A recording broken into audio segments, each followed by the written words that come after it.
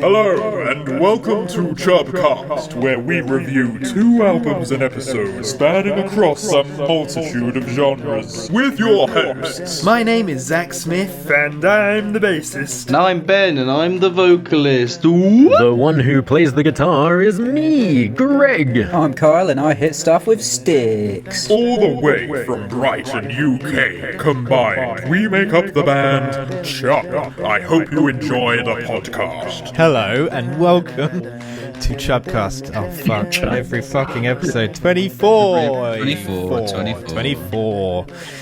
Almost. We'll get there one day. We'll make the intro not be shit one day. We'll just stop counting. Actually, yeah. You get to a point where you're like, episode 1200. Oh, fuck it. Let's just keep going. This episode, we are discussing 2 Black Sabbath albums, Paranoid and Heaven and Hell. One fronted by Ozzy Osbourne, the other Ronnie James Dio. And we've got some singles, Run Into the Sea by Roy Scott and Montero Call Me By Your Name by Lil Nas X. As always, we want you guys to get involved in the comments section below. So at the end of the episode, we will be revealing what we are talking about next week. And that will also be in the comment section. So go down, see what we're listening to, listen to it yourselves, and let us know what you think. And we will read out your comment in the next episode. We've also got singles, music out. Wasters and COVID Kingpin are out on all streaming sites. So go listen to them. They are good. Music, punk, maybe punk, rock, lots of good. Punk I don't know what genre we are anymore. And I'll be honest, I forgot we were in a band. But this Saturday, we are going to do our first band practice since December. So I am really looking forward to that. Ready. Ready, bready. Other than that, did I miss anything? Socials in the description. Yeah, that'll do. Good. We're talking about Paranoid first, which was my choice. And I mostly chose this because Kyle chose Heaven and Hell. And I personally run a YouTube channel with my girlfriend called Mead and Metal, and I'm making a Black Sabbath video, so I will be putting snippets of this episode into that episode. But I just thought, I'll jump on this opportunity to get some more content for the video. So, and also it's a good album. What did you guys think? Greg? Well, it's a bit of a heavy metal sin, I guess, but I've never really listened to much Black Sabbath. Everyone's always told me they're the best thing ever, but I've only heard like Crazy Train and Iron Man and the really well-known ones. Even though I know Crazy Train is I know. As I said it, I realised. But I have like in his grave. And the really popular ones. Yeah, fair enough. It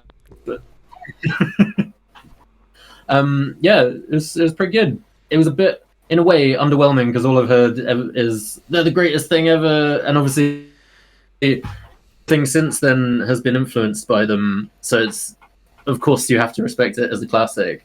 But I was a little bit bored through this album. Not gonna lie, I thought the best part for me was Ozzy's vocals was the most like standout feature. I really enjoyed them. Really?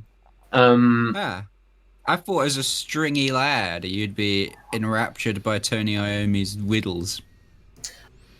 I mean, it was all good and like fine. It was very. It reminded me of other bands that I also liked. Like sort of some bits were quite Led Zeppelin-y. Some bits really reminded me of Pentagram. I don't know if you guys have ever listened to, but I'm a big fan of Pentagram. I've not heard them. Never heard of them. It's the same era as Led Zeppelin, though. In fact, I'm pretty sure Tony Iommi and a bunch of other people from Led Zeppelin went to the same school when they were in secondary school. No way. Yeah. So heavy metal royalty is just like the British government. They all fucking go to the same school. Yeah, you gotta go to a secondary school in Birmingham if you want to make it in metal band. Birmingham. No, I get what you mean, Greg. If I had been plonked in listening to Paranoid for the first time after hearing them for bang on, especially by some of our mates, Nick and a few others, of how good they are, it's kind of like an Iron Maiden Number of the Beast situation where, you know, you listen to it and you're like, that was good, but Didn't blow me away. Yeah, it didn't blow my socks off. That being said, in my opinion, you're wrong, Greg, but that's fine. Yeah. That's why it's an opinion. Yeah, yeah. It's like for me though, like it's one of those weird ones because I can definitely relate on what you say about the fact that like everything that's come since has been influenced by it, so it's been diluted into that. Like I think it was the Maiden one that we did where I was like, okay, well, yeah, you know. It sounds kind of basic now because it's been suffused into everything else that we've grown up listening to. But like, I feel like all the Sabbath albums still hold down their own so well. Like, I feel like Sabbath sounds so unique. Like, even without Ozzy's voice, like the like random little. One of the things I really noticed from this listen through is like, there's so many just instrumental sections. Like not even necessarily just solos, but they'll have like these really cool little bits where it's like they just let the riff go ape shit for a while, and like Bill Ward's going mental on the drums. Like I mean, they've got a whole drum solo song, which absolutely fucking slaps. Is that Rat? I thought that was really nice. You never see a drum solo have like its own track. Yeah, I mean at the time it wasn't that unusual because the Led Zeppelin were about at the same time, and obviously they had Moby Dick, which is just a drum solo. So also maybe... a lot of early Sabbath was very inspired by the blues and just going crazy on stage and winging it. Yeah. So I think like 3/4 of their first album was literally just improvisation on stage. I don't know how the fuck they remembered it when they came off stage to record it. I never understood that. You know, if it's all improv and then they come off stage and we say, yeah, we should play that exactly again. But don't know about you guys, but whenever I mess around with the bass, I just forget it. Oh, it's Ben. I guess they did it again, but try and make it similar to the first time. Like, probably don't do it exactly the same every time. Yeah. Well, they initially, like, obviously metal wasn't a thing back then, so they were just a blues band. Like, before they became Sabbath, they were called Earth, I think. They were just called Earth. And I think they had a might sax have just player. Been Geezer and Tony, but did they? chatting shit. Yeah, maybe, but either way, yeah, they had a sax player, and yeah, they just played the blues.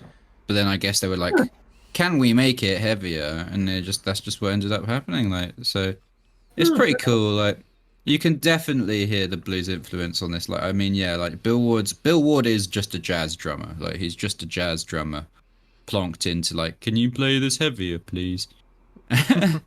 Like, I feel like maybe Tony Iommi's solos aren't anything like super technically special, but they're very tasteful, and like he is like the riff king. Like, there's not a bad riff on this album.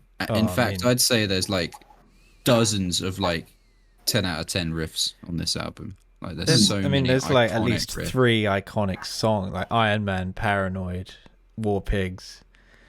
Yeah, they're all like. I mean, these are songs that like people still learn like as some of their first songs on guitar.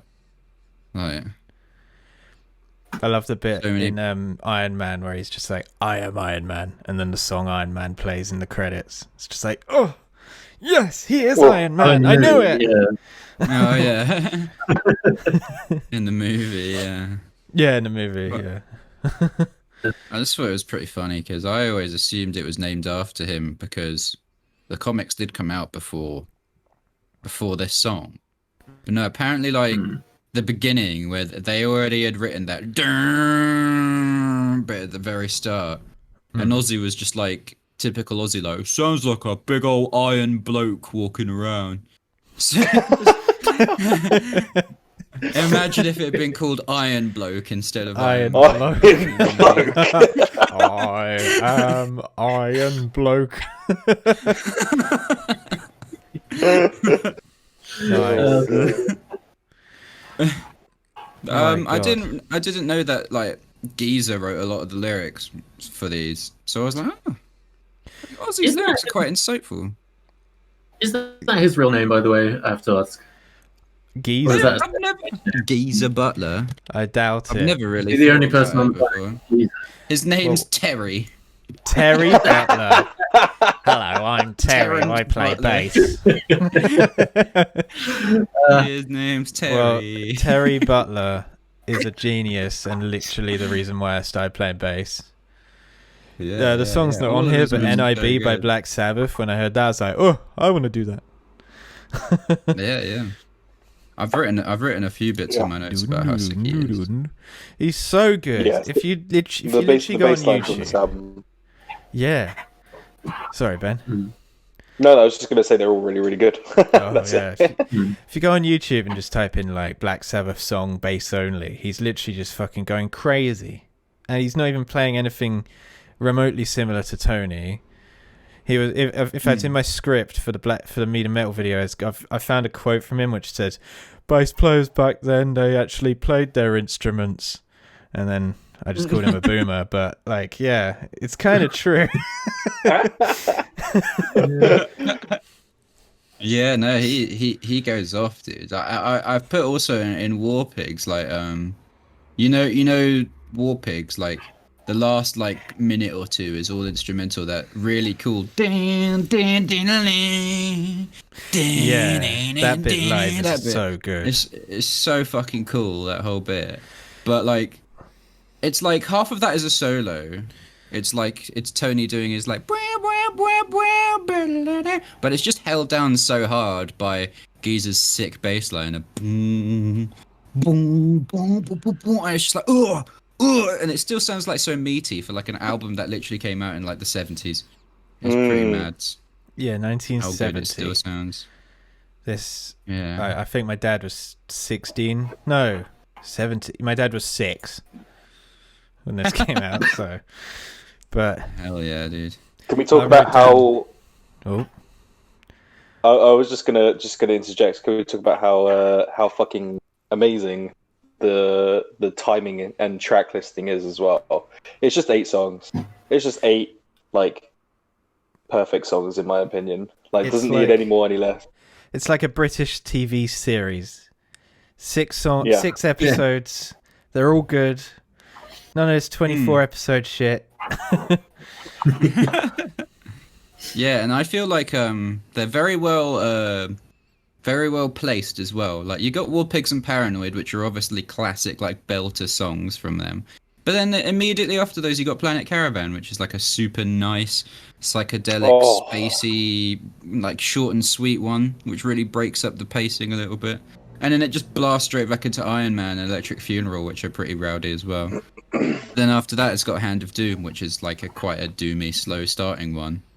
It's like they really like go like there's ups and there's downs, and it doesn't just go relentlessly like, because we've had this problem on previous listens where it's like of previous albums where it's like, okay, there's finally like a nice slower paced one like at the end of the album, but I feel like they're kind of like nicely planted in between, nestled in. Yeah, it definitely goes up and down. It's not like, here's all of our best songs at once, and then the rest of the album peters off. Because my favourite song on this album is Fairies Wear Boots, so... It's one of my favourites as well, yeah. I think it's my favourite actually too. I think I struggled to find a favorite on the album just because it's. I'd like to say Paranoid just because it's the classic that everyone knows, but I literally love like every song of this album. So I don't probably, weirdly enough, it's probably my most played is probably Planet Caravan. Really? Just because just how like bluesy and like weird and spacey and like I love that kind of song in general, and it's just like I feel like I'm being whisked away into the ether of space when I listen to something like that. Like it's a beautiful piece of art, and they've done it a couple of times before as well. Like I think Solitude on oh yeah, can't such remember a which nice album. song. That's on Volume 4, I think. That's Or is it on? that's It's on Master of Reality, I think. I can't They remember. did it again in 13. Master of Reality. There's a Yeah, and similar 13. song in 13. Yeah, I but it's thought- like a Z, doesn't it? That My song ADHD on riddled 13 is not meant brain. to be a throwback to Planet Caravan. I found out Zeitgeist Yeah. is a throwback to Planet Caravan. Zeitgeist. Yeah, that's it. yeah. That's it. Yeah, so good. I thought as much as I love this album, I always skip Planet Caravan. Oh, that's a It's shame. nice song. It's a very nice song. Just a bit of I feel like. Sorry, a Greg. go. mood, I guess. Sorry, Greg. I was just saying it's a bit of a different mood. You're Hello? lagging. Am I? Oh no. Oh no!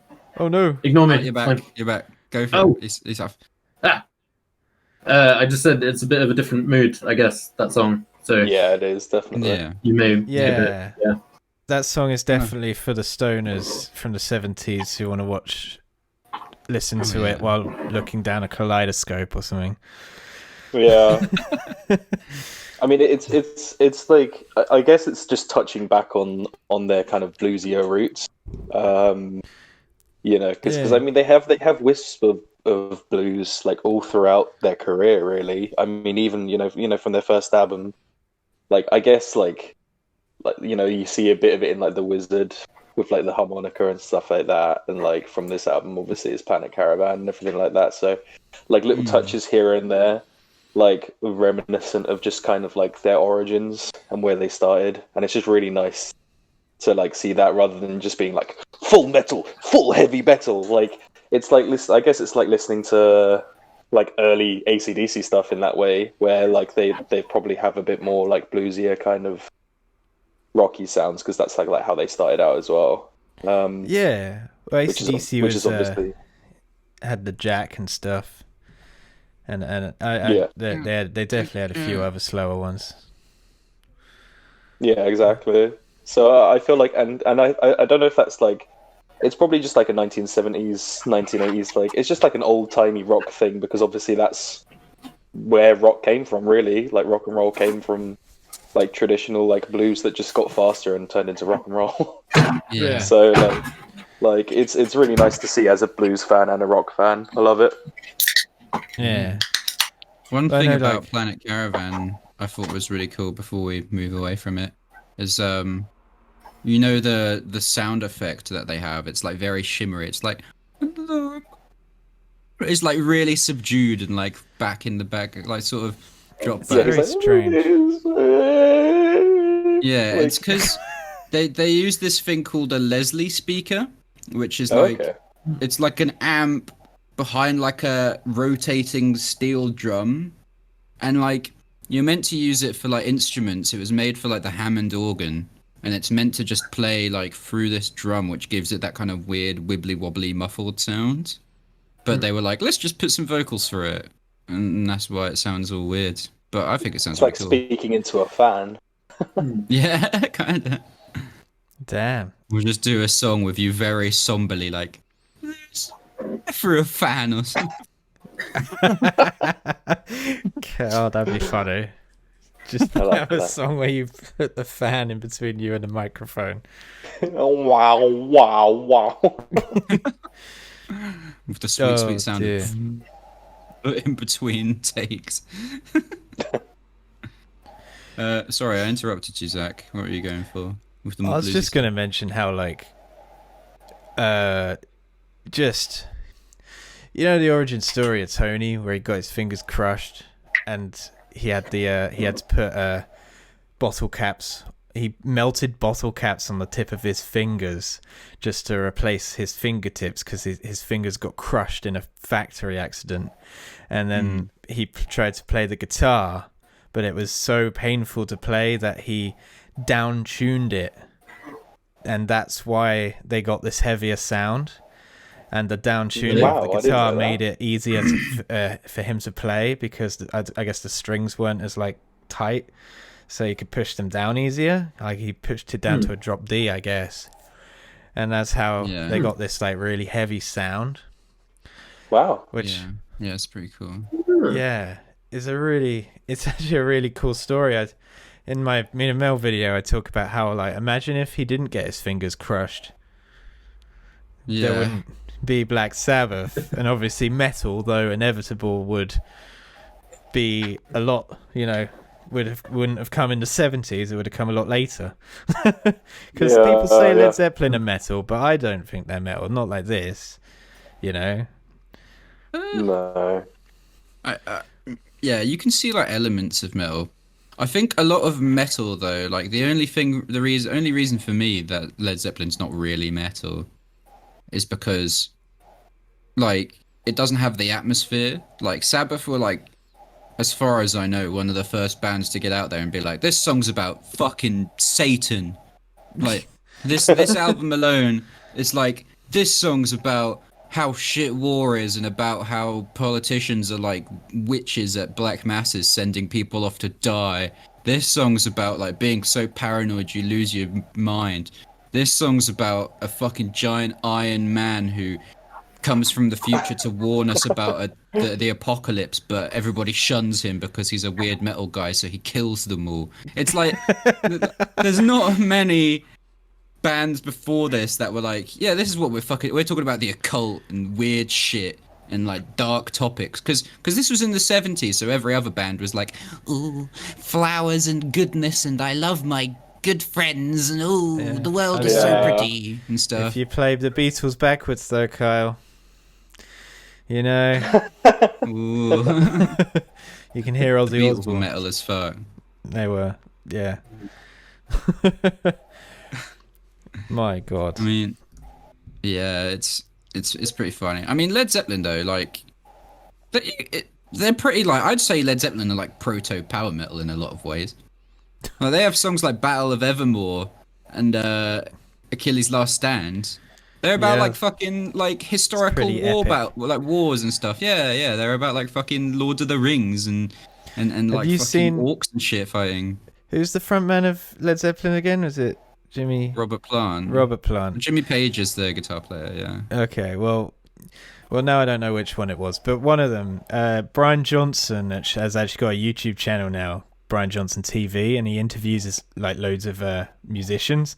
One of them is someone from Led Zeppelin, probably the frontman, and when he like lives in his own little fantasy island, like literally an island, and to greet Brian Johnson at the gate, he like rides over to Brian Johnson on horseback with a sword, and he's like dressed in a gown. He's like, Brian, hello, shit. And then they just go off to the beach, and then like they have like a fire and they drink some beers, and he like puts his sword in the ground and shit. Is it Robert Plant? Yeah. Yeah.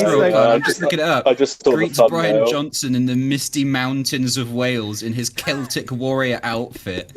Wow, dude. He's literally just got a sword on his shoulder. Yeah, it's amazing. Has he got a bow as well? He's got a bow as well. Dude, that's pagan as fuck. Yeah. So good. That's sick. That's pretty cool. I need to watch this. You should, yeah. I mean, it seems like it's a series. The first episode's about Dave Grohl, so I think they'll all come out. But anyway, do we have final thoughts or thoughts we want to chuck out before the final thoughts? Go on, Kyle. You spoke first. Well, what is there to say, really? I mean, as I said, it's hard to really rate because it's a classic. I understand entirely people like what Greg's point was, which was basically, it's nothing really particularly new living in the era that we live in. But I still can listen to it and think, oh, this is fucking sick. Like, there's so many really groovy parts. Like, you said that your most listened to song on the album, Ben, is Planet Caravan. And Fair Is Where Boots is one of my favorites as well, Zach. But my most listened to song on this album is probably actually Electric Funeral. And it's kind of like... Electric Funeral. Electric Funeral. I fucking love the way he does that. Dude, it's got so many cool riffs. Like that very first, like really wah-laden riff, that wow, wow, wow, wow, wow, wow, wow, wow, wow, wow. I still remember at Black Download that song. Well, we saw Black Sabbath in the rain. Surprise, surprise at Download. But it's probably the only band I ever see in the rain at Download, and the rain added to the experience because it was just so my god, atmospheric. yeah. And for some reason, yeah. it was always Electric Funeral that stood out during that particular gig. Yeah. It was because when we saw them live, they downtuned their shit even more. So it's so heavy. Oh yeah, they It's lean like- into the heaviness, don't they? Yeah, They're yeah. like, we are the kings of metal. We must provide the metal. Yeah.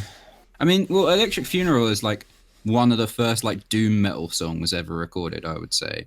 It's very like the whole song's about like everybody dying in the fucking atom bomb and like Yeah. the fucking like the clouds raining like toxic ash down on people and stuff. It's just like it's pretty fucking nasty.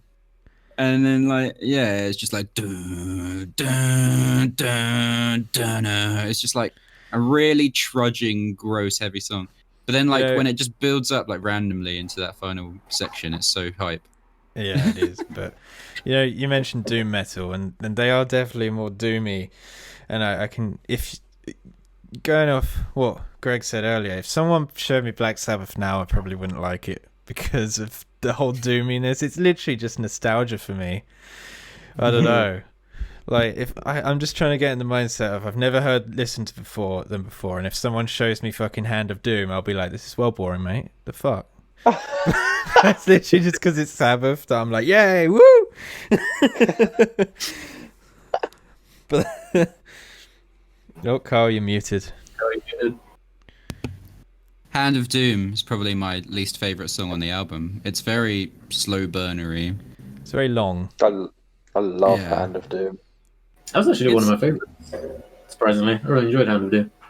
Yeah, it's a cool song, but in comparison to the other ones, it does take a long time to get going. And it starts off like really quiet. It's a song about people he met coming back from Vietnam being addicted to drugs because the war was so shit that they did whatever they could to get through it. So, nice, lovely topic.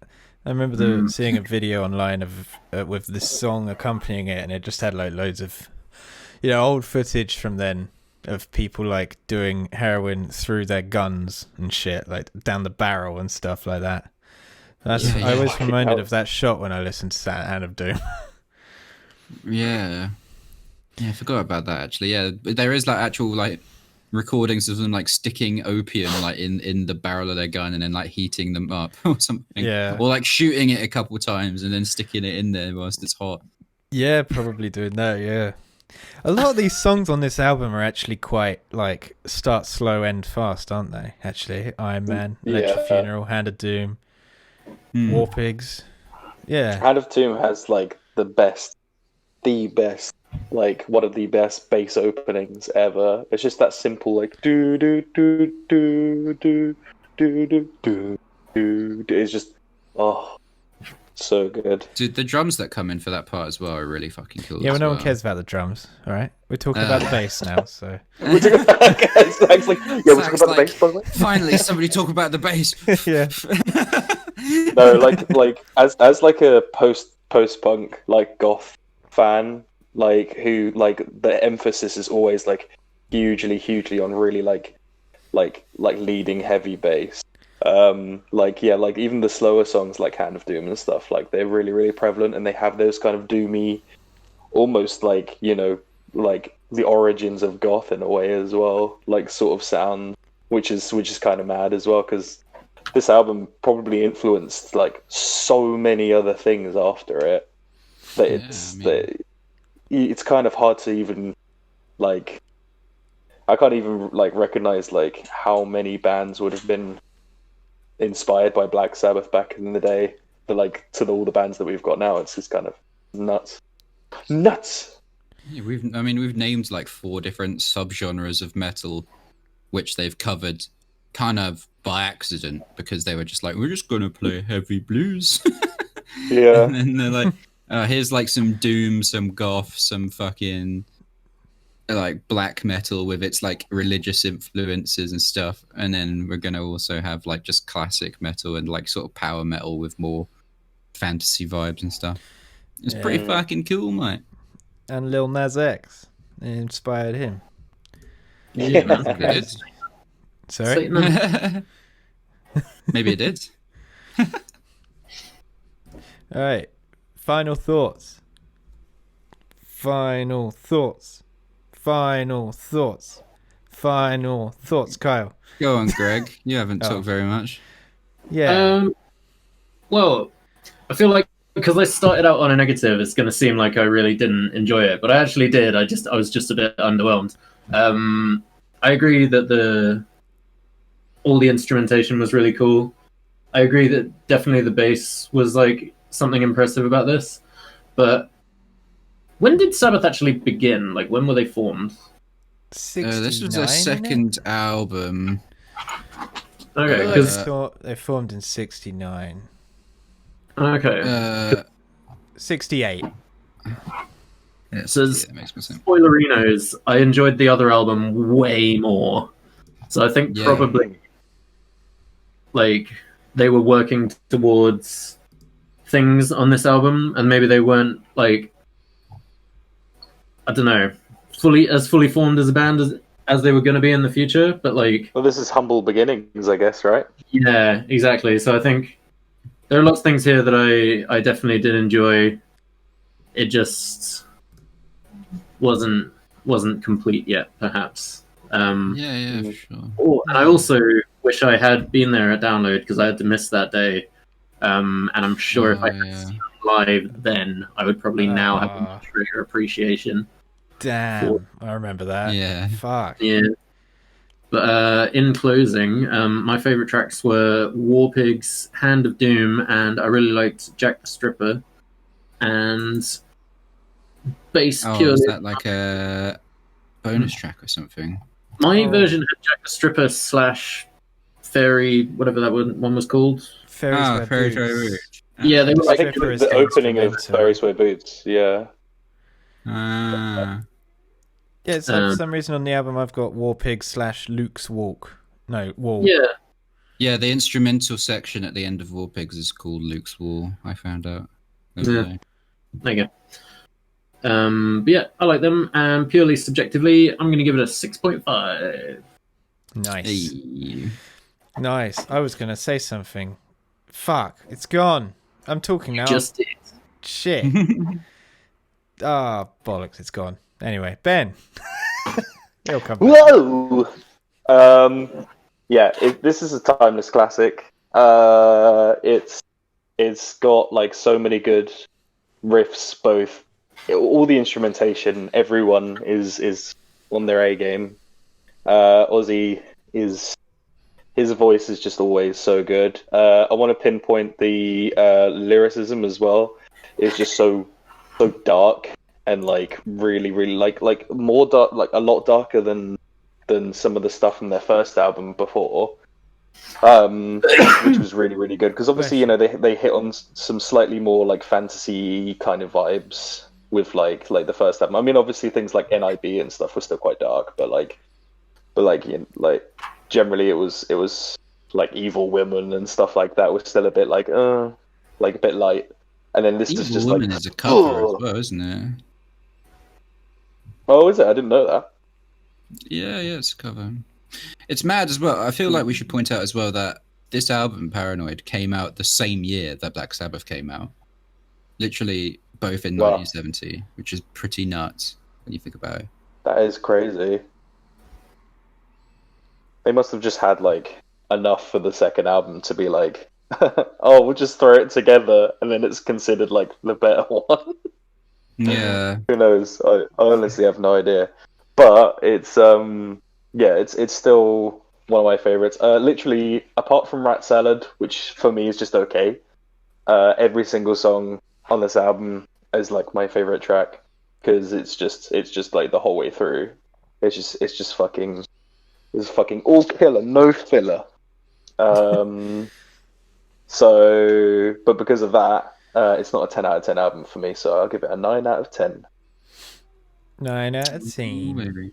Nice. That's a high rating. High rating. Probably. Makes a change from last episode. Yeah, well, I mean, we're finally onto good stuff now instead of deliberately picking shit album. For me, what Ben said, like there's a couple like weak points in the album. Like for me, I feel like Hand of Doom is a good song, but it just takes too long to get going. It was better than I remembered it being, but I don't think I'd put it on. Whereas I'd put on almost every other song on this album. I don't know about Rat Salad. I have to be in the right mood for Rat Salad. Even though that main riff is really fucking cool on Rat Salad. Otherwise every single song on this album's a slapper. They all mix it up a lot. They're quite proggy in a way. They don't have like standard verse chorus structures at all. Like they've got loads of really cool little instrumental breaks and little bridges and stuff. Can't fault it at all. I want to give it a 10 out of 10, but basically, as Ben said, there are a couple moments on this album that I could do without. So I guess it's like a 9.5 for me. Nice. I kind of remembered what I was going to say about Greg, about you thinking they finding their feet and shit. They definitely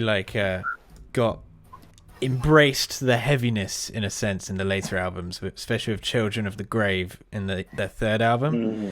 If I were you, Greg, I would find a greatest hits and give that just listen to their hits, just see what they have to say, because there's some amazing songs later on. The reason why I chose Paranoid itself is because I think it's the most consistent, but there are albums in the future that have better songs than all the songs on Paranoid, if that makes sense. Like Children of the Grave. Sabbath, my favorite Sabbath album is probably Master of Reality, which is the one after this. Yeah, that's a good one. Snowblind's a good song too. But I mean, I fucking love Black Sabbath. They are one of the most nostalgic bands for me, thanks to Nick, who introduced me to basically heavier music, because I was never too into music up until he came along. It was inevitable though, but he just sped up the process. I like Paranoid always just reminds me of being in Ironside in college. It just reminds me of good times. It just reminds me of good times. War Pigs, the atmosphere of the outro of War Pigs when live is always going to be phenomenal. Just Ozzy going oh, and then the crowd doing it afterwards and stuff. It's like he's a conductor. But time. By proxy I have to give this a 10 out of 10, but probably more 9.5, but don't tell the Meat and Metal video I said that. 10 out of 10. 10 out of 10. I'd put the 0.5 for me, and I know it's a cool song and I really respect how they made it and I respect you guys love it, but Planet Caravan's always been a bit boring in my opinion, but that's just me. So but the thing is, I always like it when it comes on out of context. Like I love it when it comes on documentaries about Black Sabbath or in films. And I love it when it comes on when you have it in the background, but when you're actively listening to music I usually skip it. But yeah. Another shot till I'm brain dead. Because the wasters.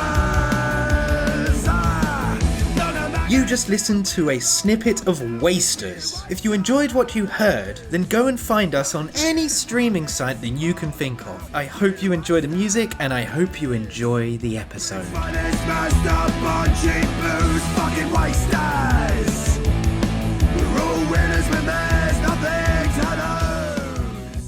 Singles. What singles should we do first? What singles do you guys want to talk about first? I'm easy going either way, that way or that way. Greg spoke first, so his one. Royksop first. All right, Royksop. Shit. All right, Royksop, who we found out last week are from, was it Sweden or Norway, I think. Claire looking up today. Scandinavian artists, Royksop. It's Norway. It's two guys. Yeah. I was shown them by some hipster friends at uni when I was getting into a lot of very hipstery music and electronic stuff. I think they're pretty cool. Their most famous song is probably Paulino, which is a great song.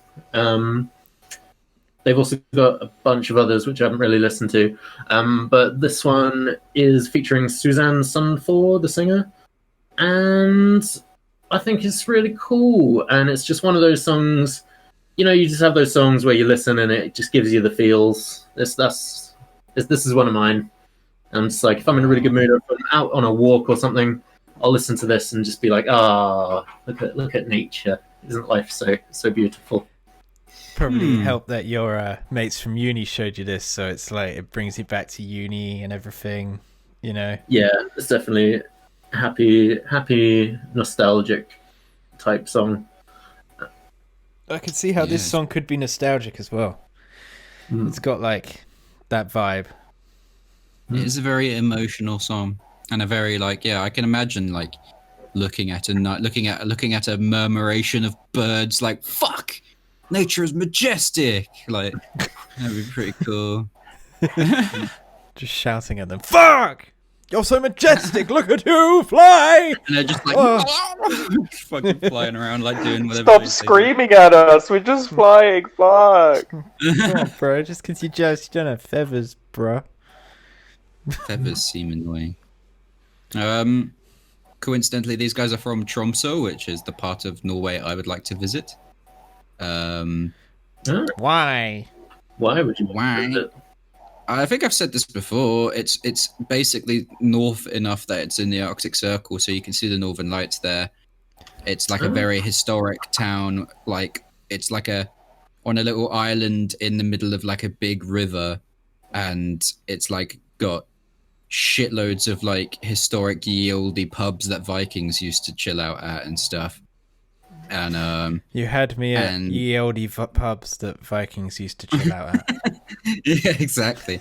Now it's a student town, and a shitload of students go there. There's an electronic music festival that plays there every year, and because it's in the Arctic Circle, in the summer it never truly gets dark, and in the winter it's dark literally all day. So it's Cool. literally like even in the summer, like even at like 2 a.m, the sun is still like on the horizon. It's basically like a perpetual sunset until it comes back up again. Claire experienced the midnight sun, as they call it. It's just, I mean, I first heard that in a Reckless Love song, where the lines are like, the midnight sun, the perfect night. That's like the lines, and I'm like, what the fuck's the midnight sun? Shut up, guys. And then I found out what there was. I was like, wow, I cannot comprehend that. The sun always goes down here. Yeah. I can't imagine looking up at being 3 a.m. Oh. Yeah. You're like absolutely drunk out your mind. You've been out on the town all night, and you're like, "Well, time to go to bed." It's like 3 a.m. and it's still twilight. Yeah. It's just like, what the fuck? Be bizarre. Anyway, Röyksopp. It means puffball mushroom in Norwegian. Oh. Means what mushroom? Puffball mushroom. Oh. Nice. Cool. Sick. Hooray. Go on, Zach. Yeah. Me. I mean, What did you think of the song? okay. Well, I liked it. The best part of the song for me was the females' vocals. They were awesome. And I don't know. I need to listen to it a few more times, I guess, but it didn't really tickle me in the tickles because I guess I'm just not into this kind of music, I guess. Who knows, really? But it to me and Claire, it kind of sounded like the song you'd turn the radio on and it's playing and it's there, and you just kind of be like, oh, that's what music sounds like, and that's it. Like, it's so unharmless, but to me it didn't really have the hook I look for in these kinds of songs, I guess. But the vocals were amazing. she had a great set of pipes in it. But yeah, what about you, Ben? It's same with me really. Like for the most part, like it was a lovely song. Like her vocals are really nice. It was kind of it wasn't forgettable, but it was kind of just like it was just nice. But like there wasn't anything particularly like fully grabbing about it. Like I can imagine it would be really nice just like backing in like a TV show or like a film or something. And like it probably has a purpose in like atmospheric kind of stuff, which the music video definitely had that as well. Oh yeah, the music video is really cool. Yeah, Yeah, It's really well shot. I didn't really get the music video very much. Is it something to do with like he lost his daughter and she just randomly appears again or something? Like, yeah, something about didn't get it. a dad and a daughter. But it looked pretty. Yeah, it was very well, nicely shot. Yeah. I think I told you guys to watch the video last week, and I actually didn't realize there was a music video. I was talking about the live video. Oh. There's some confusion there because when I looked it up as well, I was like, shit, this is going to be misunderstood. And then I also didn't really get what the video was going for. It's pretty though. Yeah, I did wonder why. I was like, pretty. why did Greg want us to watch this? Actually, I listened to this after Lil Nas X, so I was like, this is a bit different. In regards to videos, yeah, definitely. But I don't know, like, so it's two blokes doing electric music behind the singing, yeah? Yeah. See, yeah, they've been. I was so Good like time. fixated on the music that the vocals that I guess I didn't really even listen to the backing, I guess. So now I feel like I need to give it another listen. Also, Greg, I was under the impression that your mates from uni didn't like normal music. I mean, It's not They Bingo Gazingo.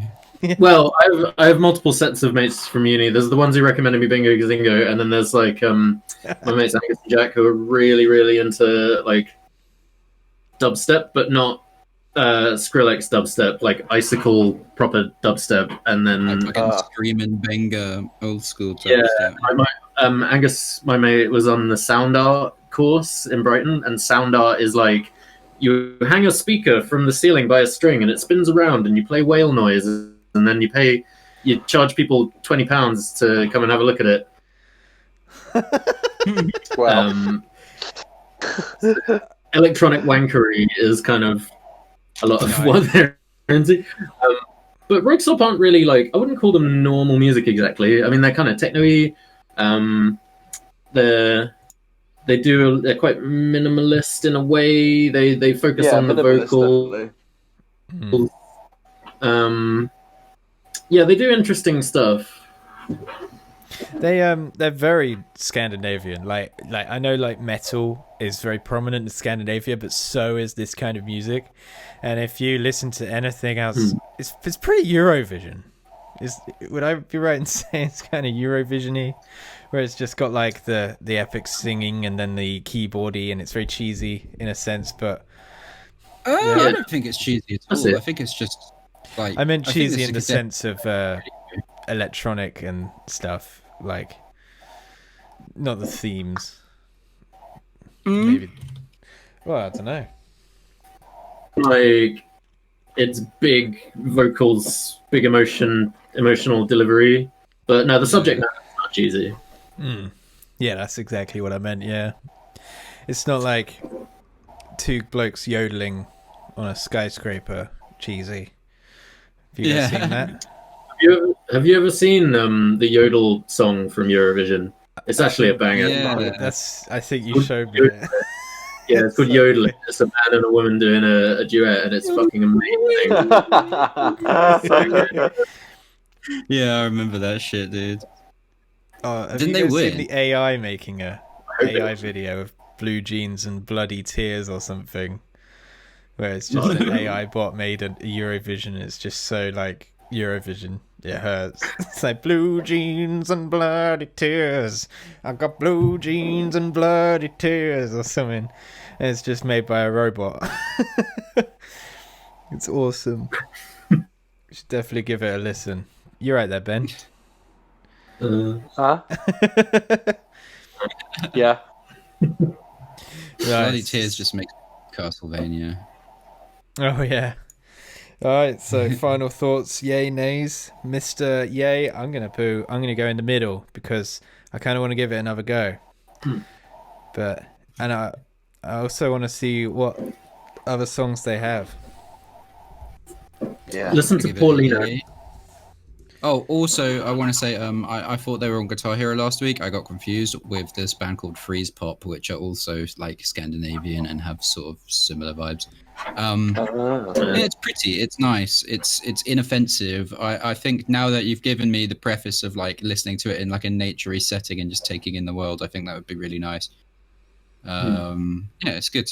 I listened to their other most popular song called I can't remember what it was. Can't remember. Apple? I liked it that much. No, not Apple. So again? easy. So easy. That's And- their third most famous on Apple Music. Wow. Yeah, it's their like fourth on Spotify. I'm a liar. But it's what came up on YouTube. And it was alright. It was okay. This one's better. Okay. Ben, do you have anything final things to say, or should we move on to your pick? I don't know why. Like every time I was listening to the backing track on this, I just kept thinking of that song "Children" by what was Rob the Miles. artist? Yeah. I've not heard it's, Yes, you have. Oh, right, yeah, I have heard that. It's like a techno classic. I did not Yeah, hear that but- one, though. But then again, I don't know why. Like I think my brain was just filling in the blanks where like it was kind of slow sometimes, and in my head I was like, and like I don't know if that necessarily means it's a bad song or what. I don't know, but like, but my brain was just like, you know what? It needs more of this other song that you've listened to, so maybe there needs to be a remix. yeah, maybe you should But get yeah, on no, that. it's pretty inoffensive. Like it's just nice, pleasant. A pleasant song. I think pleasant is the word that describes it the most for me. Pleasant. Like pheasant, but not a bird. That's Like right. peasant, but not poor. Yeah. That's right. Like pleasant, but pronounced correctly. Anyway. Ben. Next single, yes, it's Montero, "Call Me by My Name," by Lil Nas X, and yeah, this song came out not too long ago. Maybe was it posted? Well, I think about a month ago. So it's quite fresh off the presses. It sparked a lot of controversy, just because I think mainly just because of how overtly sexual some of the themes are in the videos, and yeah, it's quite an interesting one. I think a lot of Christian mums are definitely getting their Bibles in a knot. So what do you guys think? Kyle? So I really don't have anything to say about the song. It was like just textbook basic pop to me. Like really, Yeah. I can barely remember any of it, and I watched it about an hour ago. Genuinely, I don't understand why people lost their shit about this, and I am going to go a bit conspiracy theorist here, but I think, having watched the video now, that this was like manufactured discontent. I don't think people were actually as mad about it as it's claimed to be. Go on, Greg. I'm glad you said that. That was exactly my reaction to this controversy. I was like, I'm not convinced that. Yeah, she's there's mad about no it. fucking way, dude. There's been so much worse shit over the past like few years alone. Yeah, And there's not all you been need to do nearly is as look much at black metal. Like, yeah. black metal not even exists. that, like, How is this controversy? there's like pop music coming out like every new pop song comes out and has a music video where it's like way more sexual than this. Like, did you watch that song that Nicki Minaj did with Takeshi 6ix9ine? It's literally like her like naked tits in a bowl of cereal and stuff, and like so many asses and stuff, getting, like, paint sprayed over them and stuff, and nobody bat a fucking eye. But this suddenly all the Christian mums are mad, dude. I just don't believe it. Like, maybe it makes me sound like a bad person or something, because I'm not trying to dispute the fact that like gay people definitely get a lot of undeserved hate, and that if Lil Nas X did get any hate from people for this, like genuine hate, it would be because of that. And I understand that that's a shit thing, but I think it's been blown out of proportion to sell a product. That's all it is. I don't think it's nearly as big a deal as people have actually made it out to be. When I was looking on Twitter when it was trending, and I was looking at people talking about it, I found like I couldn't find like any examples of people acting in the way that people were claiming that they were about this, and it was just people saying you're a bad person if you reacted in that way.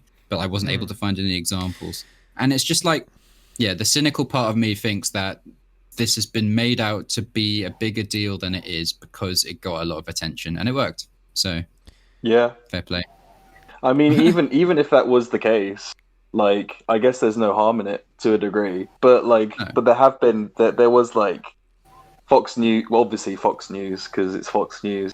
They reported on it, calling it desperate and pathetic, and how like it was against Christian values. So I mean, like, to a degree, it's obviously manufactured, but then obviously, like, actual American conservatives love latching on that kind of stuff because they're idiots. So, and like a governor. All it takes is one tweet, though. All it takes is one bad tweet, which also could be manufactured by a fake account, slapped on a news article, and then people just read that one tweet and assume that that one tweet represents every one on Twitter talking about it. You know? Yeah. I mean, like a governor of a state who's verified on Twitter also commented on it, being like, our kids are being told that this kind of product is okay when it's not okay. Like we need to save their God-given souls. And I'm like, this is someone who's like a representative of a state as big as the country of England. Like, and he's getting, instead of like doing things for his state, he's getting mad at some guy doing a lap dance for the devil. It's just like so, like, literally there was barely anything. I was expecting a way worse, way more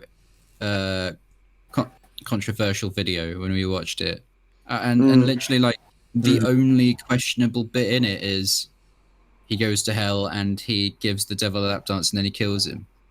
It's like, okay, puts on his very nice crocheted embroidered horns, and that's the end of the video. It's like, I don't know, maybe I'm out of touch or something, or maybe we're lucky to live in this country, but like, Christian fundamentalists are going to get mad about anything, but they've had plenty of examples of things to get way more justifiably angry at recently than this.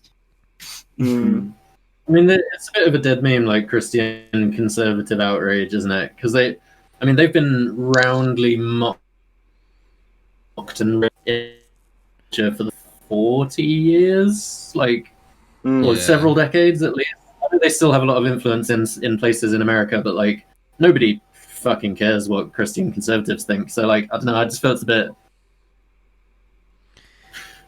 pointless to worry about what outrages them, and But you say that, but then it's like Billboard #1 on Apple Music in countries like Saudi Arabia, who has like some of the worst LGBT like laws in the world, and they've like in their like music charts.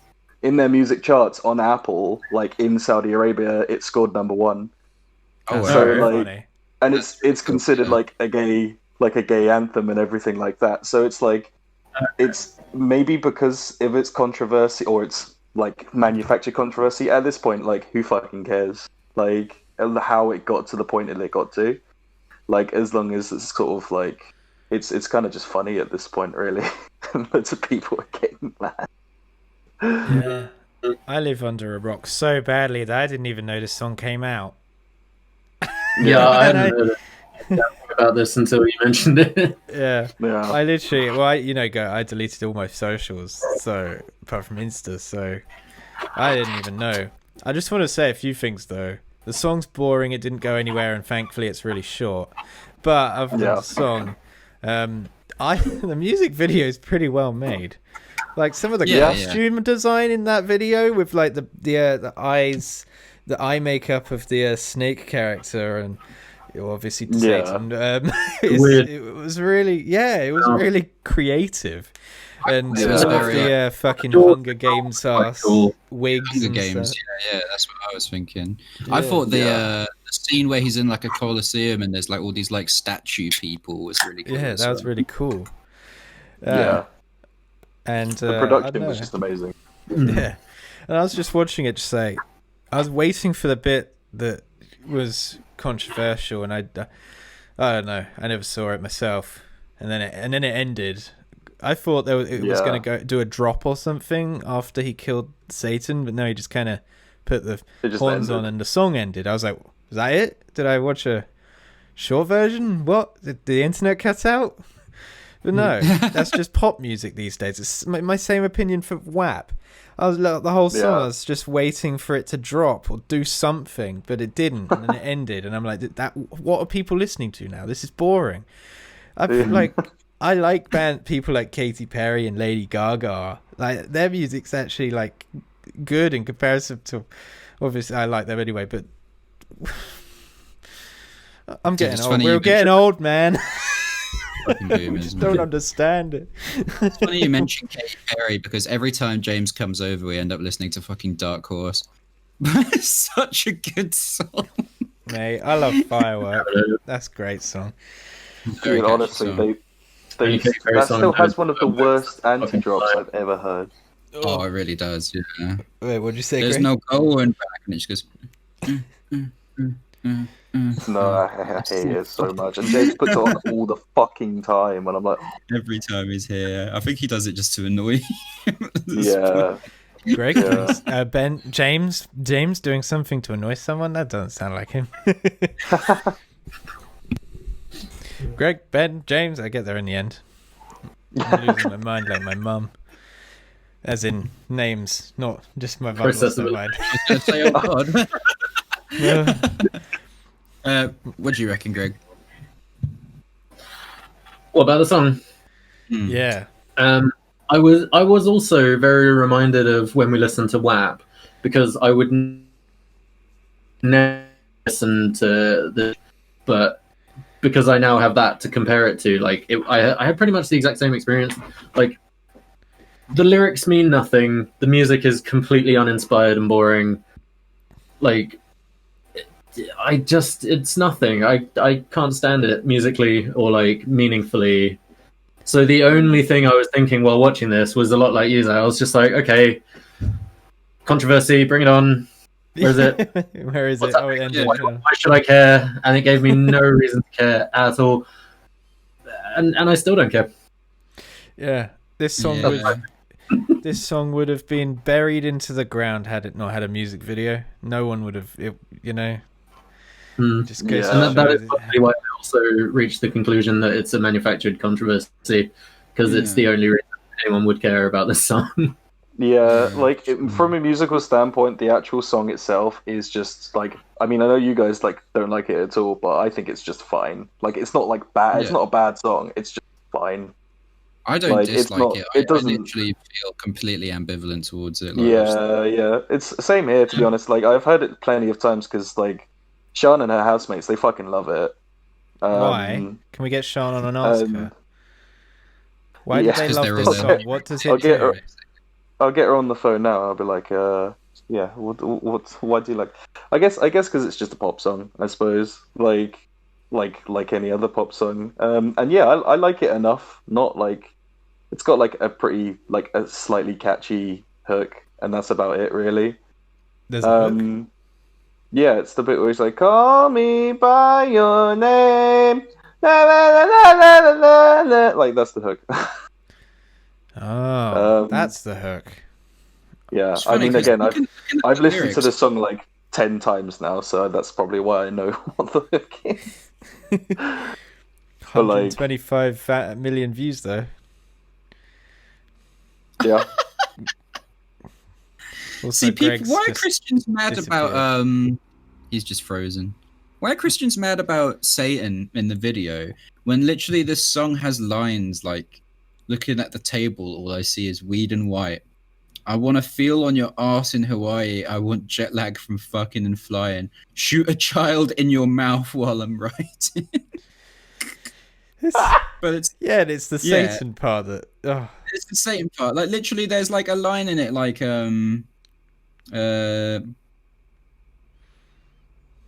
I've lost it. Where's it gone? yeah. It's something like literally like cocaine and drinking with my friends.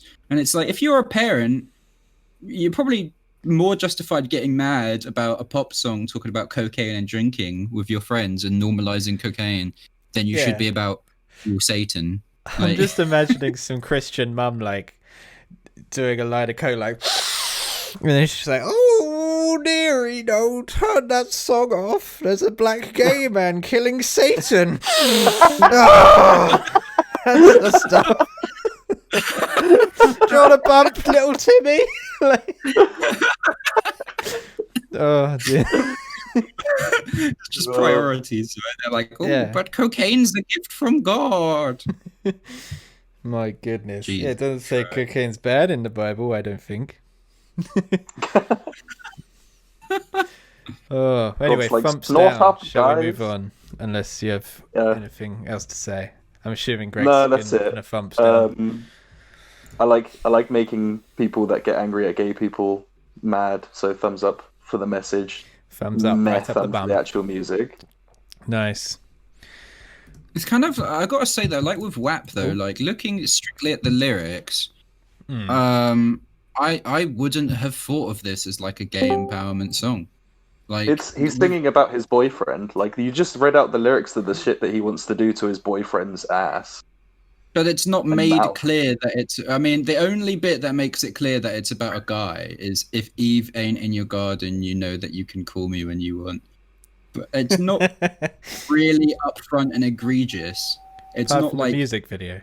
Yeah, the Yeah. music video. Yeah, it has more. Apart from him context. actually being gay and the music video and him wanting to shoot kids into his but like the average person who listens to it, like the average outraged Christian, isn't going to know who he is, let alone the fact that he's gay, and they're probably not going to dissect the lyrics and put two and two together and be like, oh, it's actually about a man.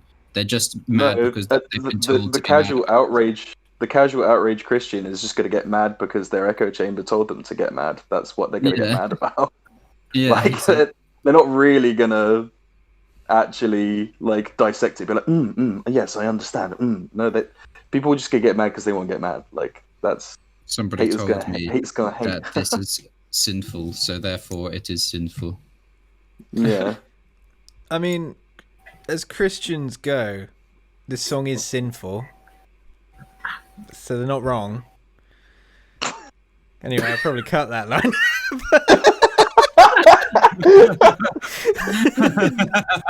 it's just like I But it mean, is sinful to be fair, but Christians are dickheads, so fuck them. hey, let's moving go. on. Got him. Kill him. Got him. Got In him. their defense.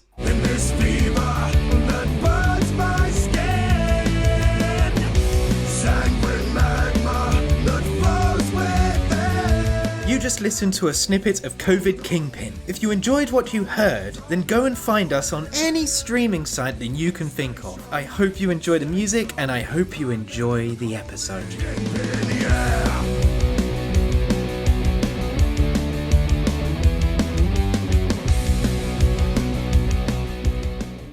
Hello, it's welcome. No.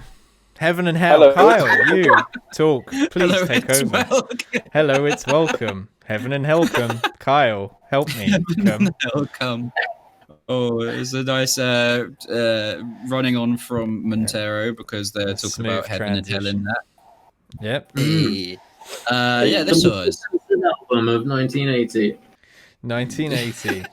1980, 10 years after Paranoid.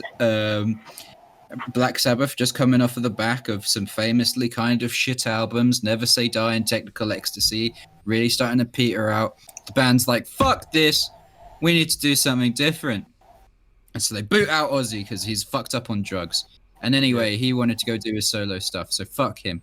And then they're like, well, we need to find somebody else. And they're going to this bar that every band seems to have gone to ever on Hollywood Boulevard called The Rainbow. Famously of Lemmy sat there playing slots all the time fame. Went there, Dio was there, he'd just broken up with his band at the time, Elf, and he was like, hey, I'm looking for a band. And Tony Iommi's like, hey, I'm looking for a singer. And they were like, yeah, all right. And yeah, they just went back to his room and they finished Children of the Sea in one sitting, and that was it. He was in the band. Ronnie James Dio in Sabbath for 2 albums, right? No, he came back later for a bit, but he's known for Heaven and Hell and Mob Rules, the one after this. Yeah. Very different Dehumanizer vibes. as well, I think. I was in Dehumanizer. Yeah. Wasn't that like some other guy? No. Oh no, he came back for Dehumanizer, didn't he? Yeah. Which is a Yeah, good Apart from Dio, is the lineup the same for this album and Paranoid? I need to double check because I know yeah, I that wanna Geezer say did leave yes. for a while. No. Geezer Butler did leave. Terry Butler. Terry Your boy Butler. Terry. I understand why he doesn't go by that. Yeah, it was Tony, Geezer, and Bill with Ronnie James Dio on this album. Yeah, So all the it was original OGs boys. plus. Oh, Kyle, it Yeah. wasn't Elf, it was Rainbow. It was Rainbow. Okay. Dio had recently been ousted from Richie Blackmore's Rainbow and was looking for a gig. That's what it says here. Yeah. Rainbow, also a fantastic band. Really Yeah. good. Mostly because of Dio. But They had good riffs, to yeah. be fair. They did, yeah. Richie Blackmore is really good. Yeah. So this album, very, very different. People were a bit worried that it was going to be shit because Ozzy obviously is like very integral to Sabbath's sound. But I would say that kind of spoilers, but just to set this thing off, this is my favorite Black Sabbath album, even though I don't really, in my heart of hearts, consider it to be a Black Sabbath album, because like it's kind of a weird thing. Like when I think Sabbath, I think Ozzy, but this album's so fucking good. But like Mob Rules is nowhere near as good as this album. It's one of those weird ones. Like this was like a fucking conjunction of the spheres where all the fucking planets aligned and everything worked out perfectly, and it was just amazing all the way through. It was the right place at the right time. Yeah. Anyway, I'm going to start talking now. real quick and just say, like, Go on, Zach. this is Geezer Butler's least favorite Sabbath album. Like, he doesn't consider this album good at all, apparently. Yeah, he doesn't. He's like, this doesn't. It just doesn't feel like a very Sabbathy album. But they went a very different direction with this album. Like this is. I mean, it does have probably keyboards their and easiest shit, like, to do. you know. Yeah. Yeah, I mean, it's very uplifting in comparison to the previous ones. Like all the previous, like Paranoid, we were just talking about, has songs about nuclear holocaust and songs about war and getting addicted to drugs to cope. This has like a song about mermaids. It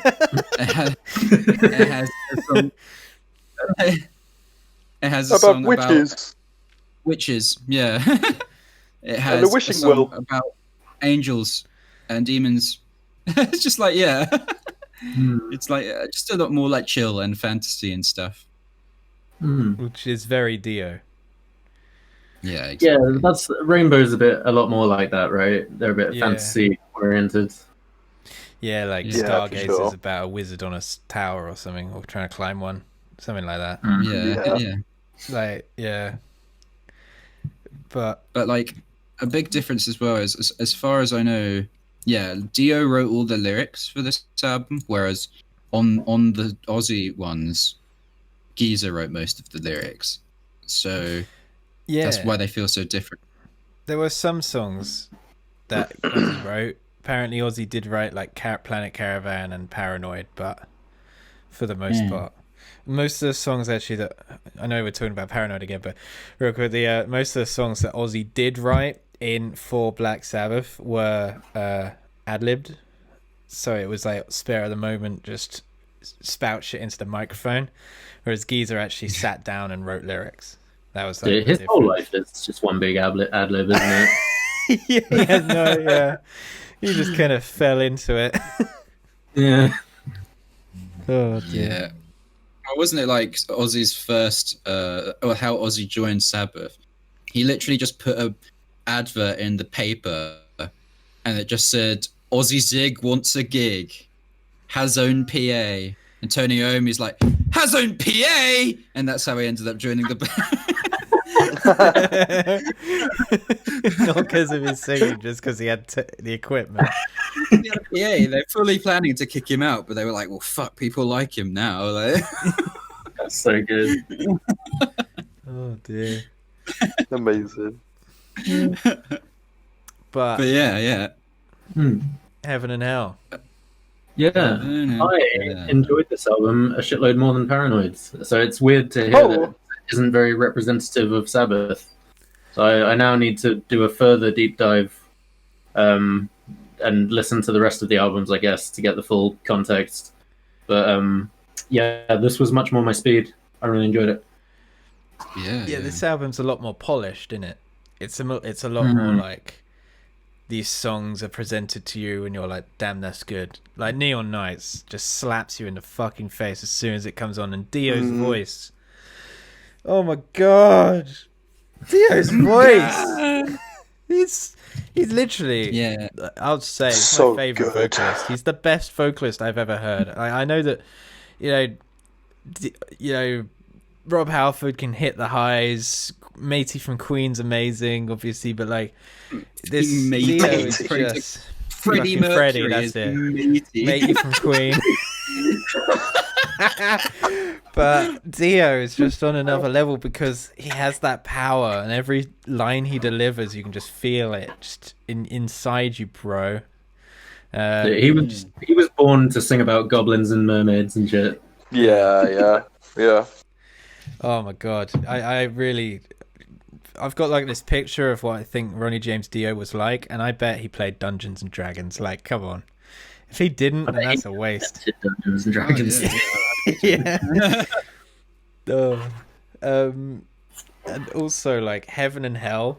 The song Heaven and Hell invented the drop. I don't care what you say. Same with Die Young. They've both got drops in them.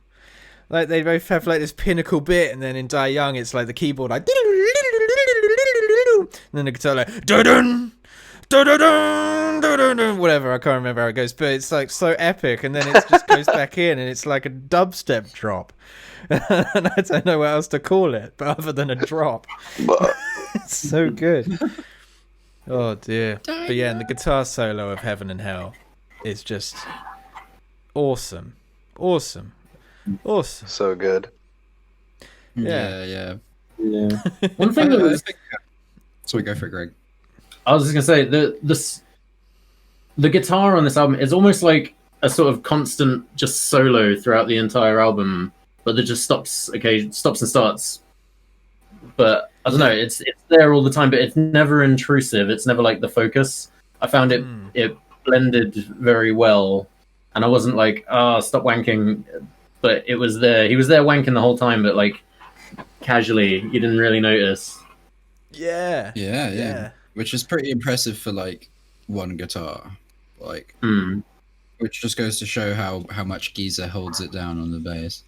Holds it down. Also, the production value. Like, I mean, there's a really good interview of Tony Iommi on some AMP website, YouTube channel, where I watched it. It's like an hour long. It's awesome. He's like sitting in a church or something, and it's just a great interview. And he goes into how like one of the reasons why they dropped Dio in the end was over a live album. It's because Dio was like really particular about making sure everything was crisp as fuck, and that just wasn't Sabbath, which might lead into the fact that why they don't particularly think these albums are Sabbathy is because they're very polished.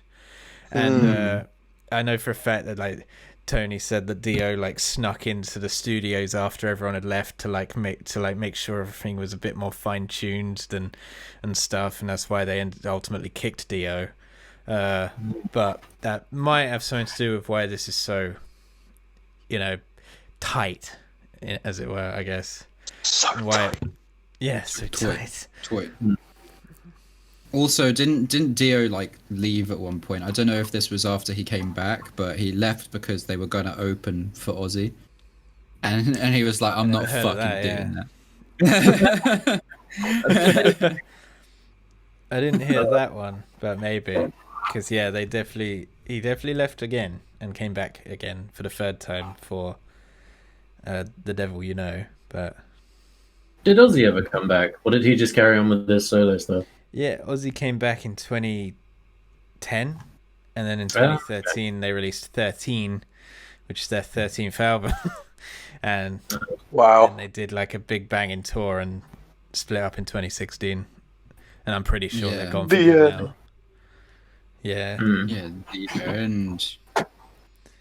But The end. I go all into that in my Meat and Metal video. Subscribe. Links down below. Subscribe to Meat and Metal. Subscribe to Meat and Metal. Subscribe to... Subscribe. That's the rest of the whole videos. Subscribe to Meat. Chanting. I just have this bit at the end of my video.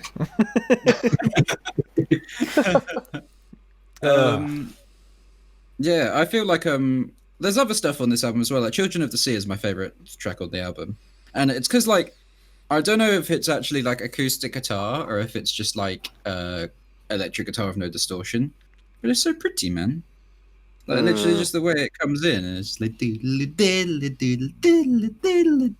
it's really pretty all the way through, and like there's just so catchy choruses. Like you can't not sing along to some of the choruses on this album.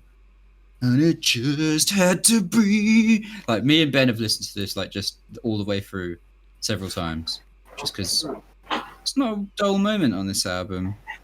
Like it's very fun to sing along to. It's very groovy. Yeah. It switches it up a lot. It's just fun. It's good. Yeah. I gotta say that like, I mean it's not spoiler in us because we're talking about it right now. But like Kyle copied me because this is also my favorite Black Sabbath album. Oh my god, copycat Kyle! What? Copycat. You're not allowed to like the things I like. That's a copy. Original.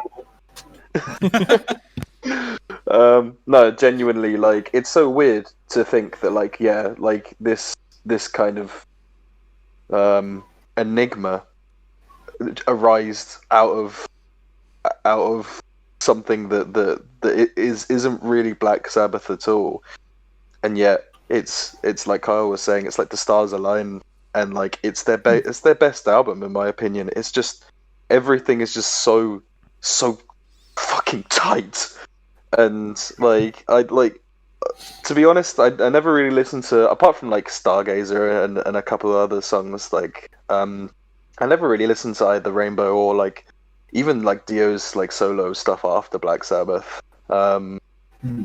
which I probably should, to be honest, because I really like, he's one of my favorite like heavy metal or metal singers in general, or rock singers, I guess. And it's just so good. And I think my favorite song on this album, or favorite songs, tend to be like the really sort of how do I even describe it? Like the really soaring ones, like that have the really powerful choruses. So like Wishing Well is my favorite by far, because it's just like that chorus where it's like, don't you know that I might be your wishing well? And I'm like, oh yeah, oh Dio. Oh, it's so good. It's just I all like of the Die like. Young. Oh, Die Young is so good as well because that has it has a similar kind of chorus where it's just like especially that ending yeah. where it's just like Die Young, Die Young, Die Young, and I'm like yes, kill Die Young. I'm gonna chuck myself out a window. I'm so hyped. I'm gonna die young. I'll do it. I'm gonna die young. I'm gonna die young for you, Dio. But like, Even though ironically none of you have died young, but that's fine. Ben and Greg just died young. Oh no, Greg, no! It's so hype. Like, I just listened to a clip of it, and it's just like all the way through. Like the bass is so up front in this as well. On Die Young, especially. I was like, Yeah. fuck. Yeah. It's the bass is very prominent, much like what's his name, Matey from Iron Maiden, good boy from Iron Maiden, Steve Harris. Yeah, his bass is all just nutty, over the top and stuff. Yeah, the story of Sabbath is kind of similar to AC/DC as well. How although Ozzy didn't die like Bon, but in 1980 Back in Black came out as well, and it was just like everyone was just kind of holding their breath like please be good, and then you just hear Brian and you're like everything's fine. Same with this, you just slap on Neon Nights like, right, this is a good riff, all Dio needs to do is do it right, oh my god, it's alright, everything's fine. I feel like the in this album the choruses are all slappers, but can we all just talk about how fucking good the bridges Greg's back. are? He in didn't this die album? young. Yes. I'm back. Like I all feel thought like you died I feel young. like on most of the songs, like the choruses are like some of the best. Oops, sorry, interjection. But the bridges on most of them are just fucking insane. Like that bit where it's in Heaven and Hell, where it's like, they say that life's a carousel, speeding fast, you gotta ride well. Like that whole bit is just like, oh, Fool, you got to bleed for the dancer. oh my god, it's just so, it's so cheesy and over the top, but it's just like, yes. Oh, Like, I feel like this if I'm in a hype mood and I want to get excited and happy about something, I always stick this album on for the most part. And even though some of the themes are quite, like, a little bit heavy, like, the way that, like, Dio is just so hype and passionate, and the way he sings, I just get so hype in return, and I'm just like, fuck yeah! Ah! Like, it's amazing.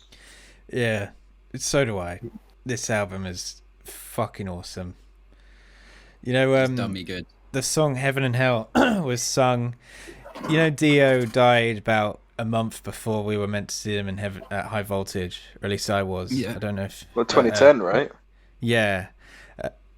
Yeah, 2011 maybe. But 10 or 11, one of them. Yeah. So they did like a thing where a bunch of musicians came on stage in Dio's stead and like done covers. And I saw the person who did Heaven and Hell was Bjorn from Avantasia, also Pentakill. Oh, shit! And that's a really good cover. Oh, I have So not Carter heard that. sung Heaven and Hell with Black Sabbath. Oh! Is it on YouTube? I gotta watch that. Yeah, that's how I found it, because I was doing some research for the Black Sabbath video, Subscribe to Meet a Metal, and yeah, it's I just found it. I was like, this is sick. What the fuck? That's so good. What did you think, Greg? What's your fresh take? What, this album? Yeah, I really enjoyed it. It was like it had much more energy than the previous album, and yeah, it was much more like power metal-y, which I guess is more my style. Like I've never been into the more doomy stuff. I like a bit more electrified fucking cheese in my music. I like it to be fast and stinky. That's how I like it too. Just had That's that. a song title waiting to happen, dude. Fast. Fast and stinky. But, if our podcasts had names, it would be Fast and Stinky.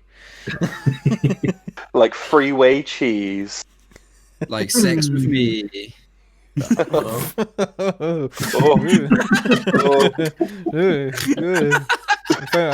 I don't have a collar. Moving on. Um, No, I It's thought it was sick also- though. I was particularly. Oh, Nah, go, Greg. no, tell us about your sex life, Carl. no, you've had enough. Yeah. No, I was gonna say I was particularly impressed by the bass because on like we were talking about how good the bass was. Uh-oh. Oh, He's gone. I thought that was me for a sec. Hello. Oh. Hello, I died young again. Hello. Oh, no. Sweet. Oh, yeah. I was particularly. Oh, no. You're lagging. Impressed with the bass on this album. I thought it was really good. Go on, Greg. Let's try. Maybe. Oh. I really.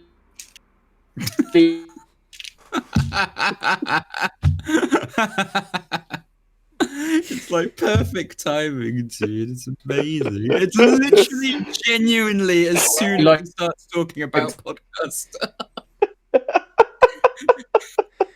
You're like not laggy, and then suddenly you're like, so anyway, bass. The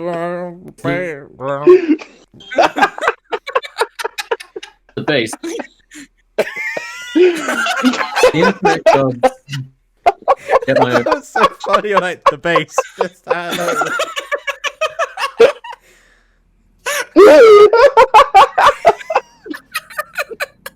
fuck.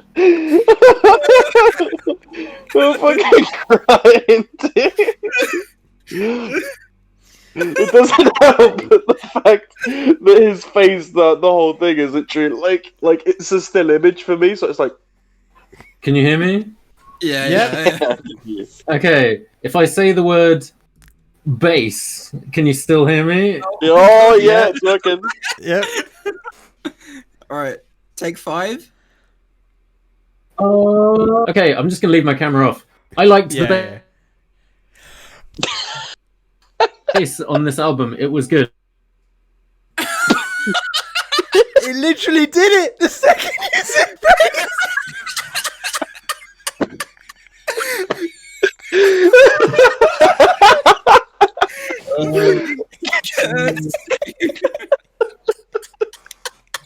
What did you do? The second you said bass.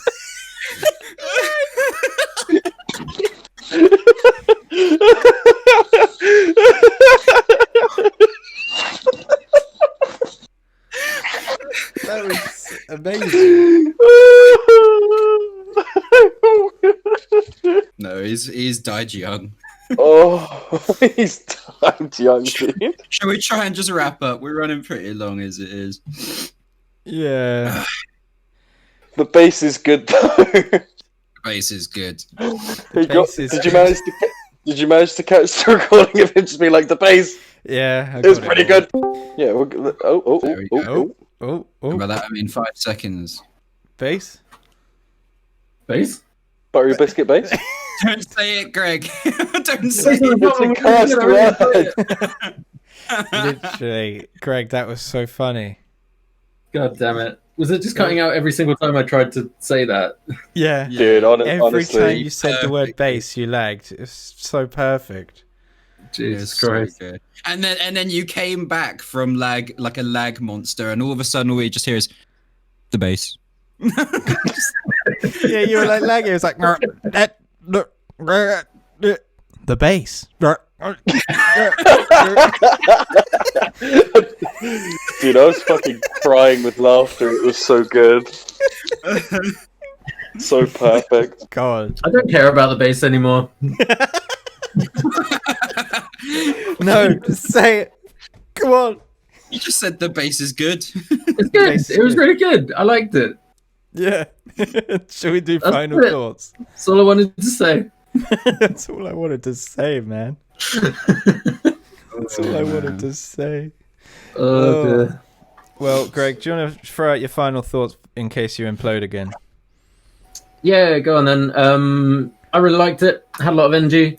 Am I? You're No, still I was here? just expecting you to cut out. Oh, okay. You're fine. Yeah, this was kind of much more what I was expecting from Sabbath based on what everyone had told me. Bit more heavy, bit more 80s, I guess. And yeah, had a blast listening to this one. My favorite songs were I really like Neon Nights, and then Die Young was also sick. And I'm going to give it a solid 9 out of 10. Nice. Ooh, Hey, baby. considering that's the first time you've ever listened to it, a 9 out of 10 is fucking awesome. Like, Like I said, that includes like respecting it as a classic, but I did really enjoy this one. Neon Nights is amazing though. Like, I don't know if anyone would listen to Neon Nights and go, "That's a bad song. Didn't like it." Here it comes again. Yeah, it's so good. What an opener. Yeah. As I'm talking, I will talk. I think this album is also Black Sabbath's best album. In like, just from start to finish, it's just full of amazing hooks, catchy riffs, just great solos. The drumming's great, the bass is great. I said it. Am I still here? Yeah, I'm still here. Yeah. And I'll just give it a 10 out of 10. 10 out of 10. Like, you just can't floor it. It's amazing. The planets really did align. The planets align. Yeah, I mean, Ben's phone died, by the way. That's why he's here now. Is that why his phone is still in the top left with filming? Oh, is it? I can see something in that corner of the screen. It might be frozen. Weird. Anyway, I think Greg, Zach said it all. Really, yeah. It's just like it all came together. Like the bass is nice and prominent, and Geezer's a fucking beast. The drums are like they're not. I'd say the drums aren't as like cool and jazzy and expressive as Paranoid or any of the earlier. Yeah, they do the job in this one, whereas they had a character in Paranoid. Yeah, exactly. They like filled the pocket a lot more. I think I remember reading that Bill Ward was going through some like weird shit and was basically like losing his mind on this tour. I think actually, yeah, it was this tour because I remember he was on the tour and he just called Dio and he was like, "All right, mate, I'm off." And he's like, "Oh, all right, geez, all right, Bill, where are you off from?" And he's like, "I'm on the plane, mate. I'm fucking done." And he just left, like, without a moment's notice. He was just, like, fucking finished. Like, he was just so fucked on, like, acid and stuff all the time that he just dipped. And they had to get, he was the drummer, Vinny Appice, who was the drummer for all of the other stuff that they ended up doing. Yeah. So, poor Bill, not in the best of minds for this. But, yeah, everything else absolutely slaps. Like, as Greg said, like, the guitar's really nice and, like, expressive, does a whole bunch of different stuff, but it's not, like, obnoxious. And, obviously, Dio's voice is fucking amazing, and there's just, like, a million killer choruses on this album that you can't go wrong with it at all. So, yeah, 10 out of 10. 10 out of 10. Every song's good. Real good. All right, there you go, Ben. Ben? Finish your food. Oh, I'm here now. Hello. Hello, Ben. It's me. Hello. Oh, everything sounds so nice and crisp. Yeah. What more is there to say on this monumentous album? It's same as the last one. It's concise, short and sweet. I think there's 8 songs on this one as well. Are there 8 songs? Yeah, that's what I was gonna say.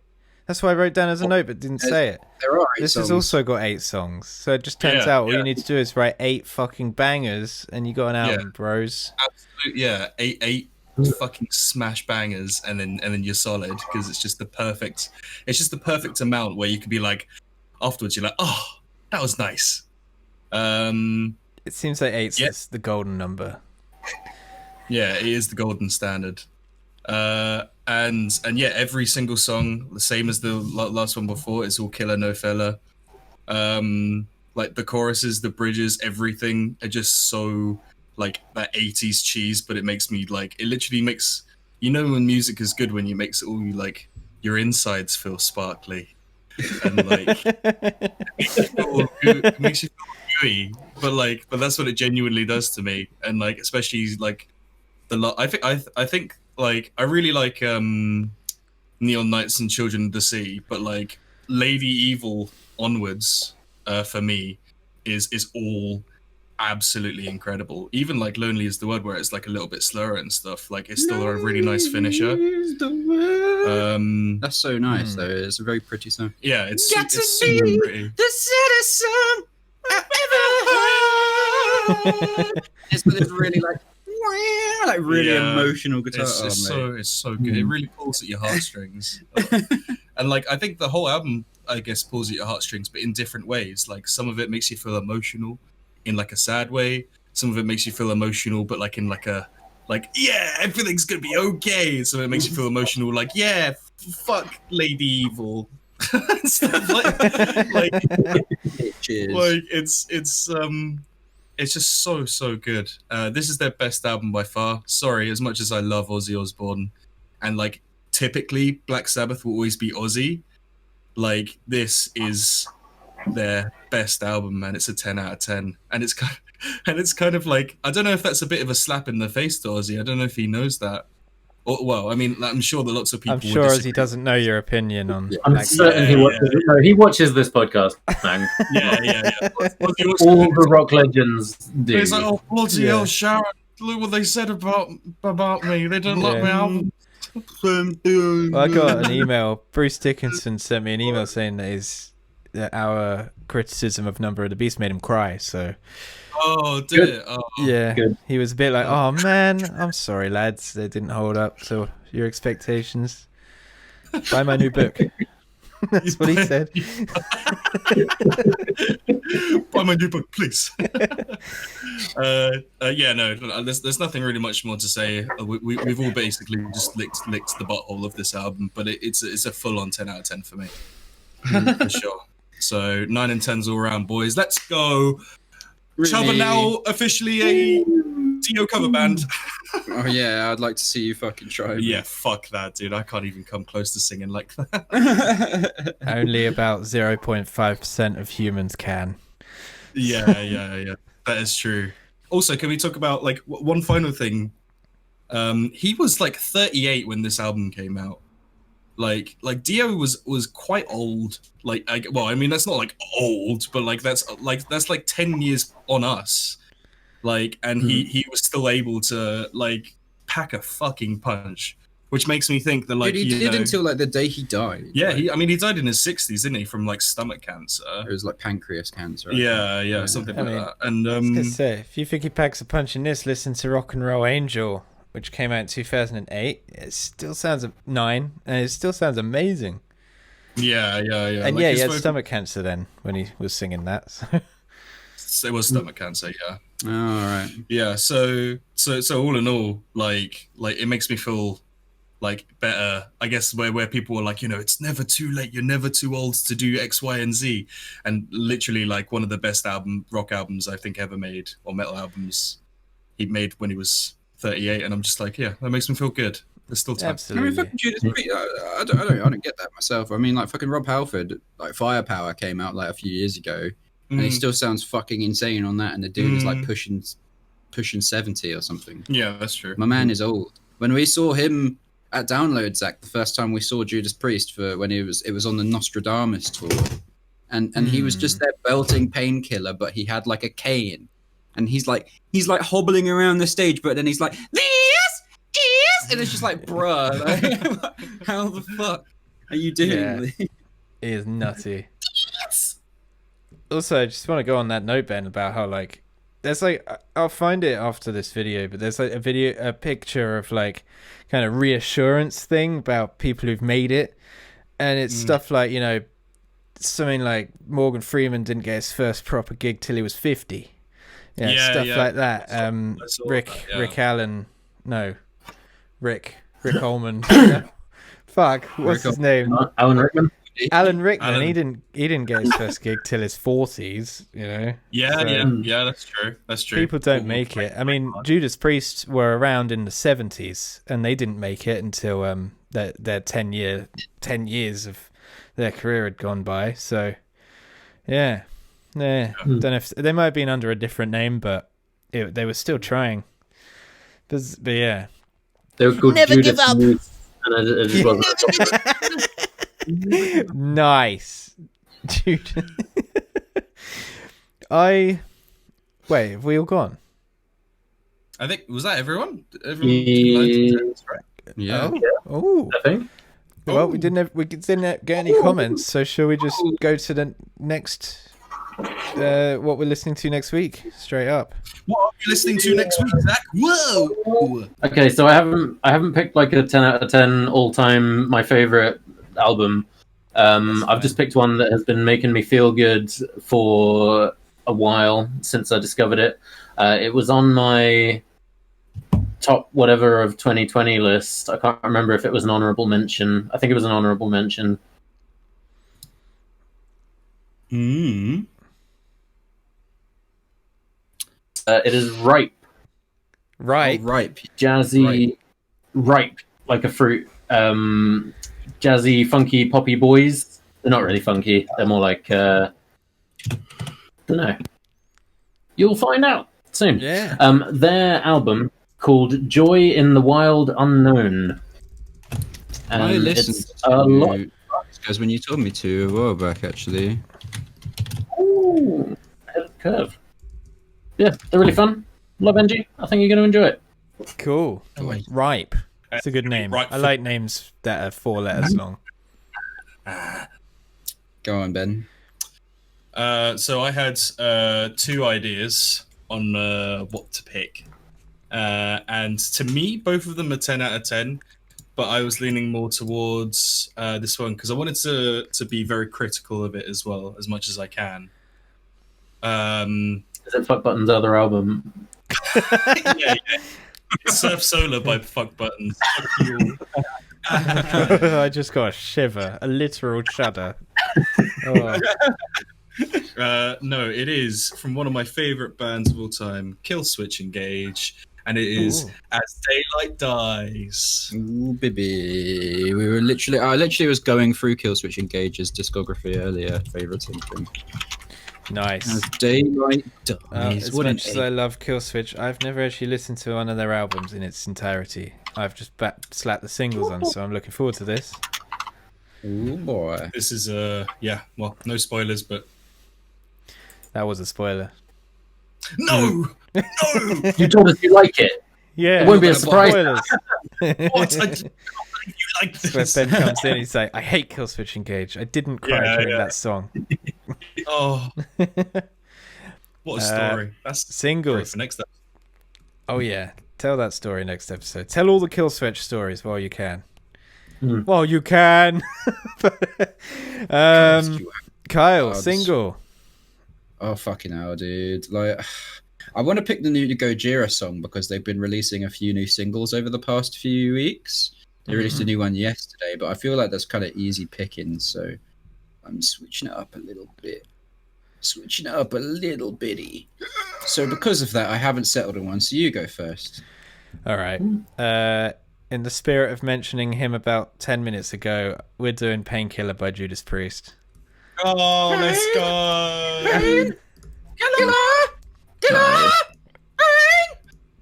Just because that album is just heavy metal royalty, and it's just the most metal song ever written.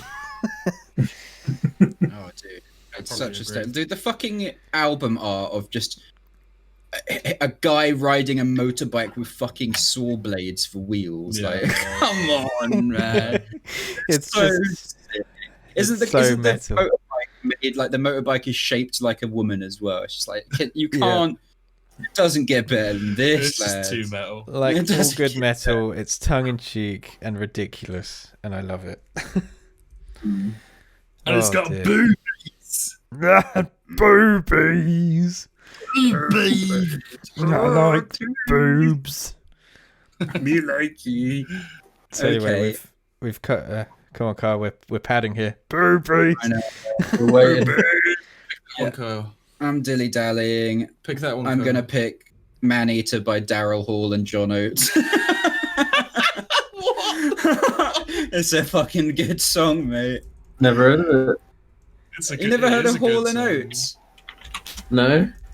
You never heard Hall and Oates? Okay, You've no, never not heard this Hall one. and Oates? Okay, not Man Eater then. Out of Touch. Out of Touch. Oh my god. Oh, my wait. God.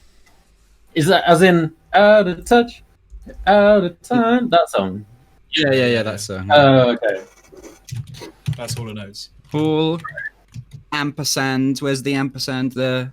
Oates. Nice.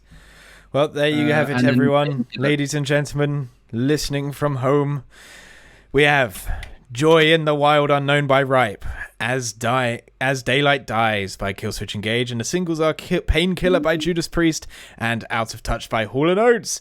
If you want to get involved and you listen to any of them or anything we've listened to in the past, just write a comment on this YouTube video, use the hashtag CHUBView on our socials, or send your review to chubtheband@gmail.com. Any of those will do. All of that is in the links below, as well as, you know, our music that is on Spotify and Apple Music and fucking Google Play. So go listen to all of them. And yeah, if this podcast gave you a chub, Subscribe to Mead and Metal. Subscribe to Mead and Metal. Subscribe to Mead and Metal. nice. Like and subscribe. Killed it.